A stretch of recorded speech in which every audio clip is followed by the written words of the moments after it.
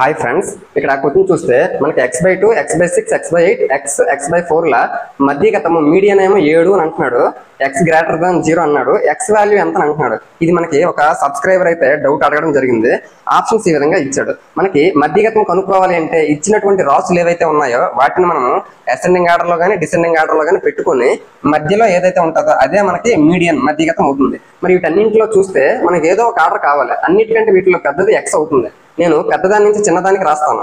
First అన్నిటికంటే పెద్దది x, next అన్నిటికంటే పెద్దది మిగిలిన వాటిలో అన్నిటికంటే పెద్దది ఎక్కడైతే హారం చిన్నది ఉంటుందో అదే నీకు పెద్ద వాల్యూ అవుతుంది. కాబట్టి x/2, తర్వాత x/4, తర్వాత x/6, తర్వాత అన్నిటికంటే చిన్నది x/8. ఈ విధంగా నేను అవరోహణ క్రమం డిసెండింగ్ ఆర్డర్ లో రాసుకున్నాను. మిడిల్ వాల్యూ మధ్యలో ఏది ఉంది, ఇదే కదా ఉంది.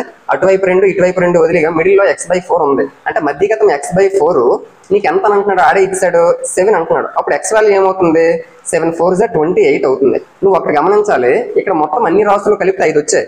5 వచ్చాయి అంటే మిడిల్లో ఉండేది మూడోది. అంటే నువ్వు ఒక వరుసలో మూడోది పెట్టుకుంటే చాలు, అక్కడతో ఆగిపోతే చాలు. మరి మిగిలిన 2 రాయాల్సిన అవసరం అయితే లేదు. అంటే ఒక్కొక్కసారి నీకు 11 రాసులు ఇస్తాడు. 11 రాసులు ఇచ్చాడంటే లెఫ్ట్ సైడ్ 5 రైట్ సైడ్ 5 వదిలి మధ్యలో ఉండేటటువంటి 6th టర్మ్ ఆరోదే కదా అవుతుంది. అంటే నువ్వు ఆ 11 టర్మ్స్ లో నువ్వు ఒక వరుస క్రమంలో రాసుకుంటే జాగ్రత్తగా చూసుకుంటే ఆరోదే నీకు మధ్యగతం అవుతుంది. అంటే మిగిలిన 5 నువ్వు రాయాల్సిన అవసరం అయితే లేదు. ఆ విధంగా మధ్యగతం అంటే మధ్యలోనే ఉంటది. నీకు కావాల్సిన answer 28. Option 4 is the correct answer. Thank you.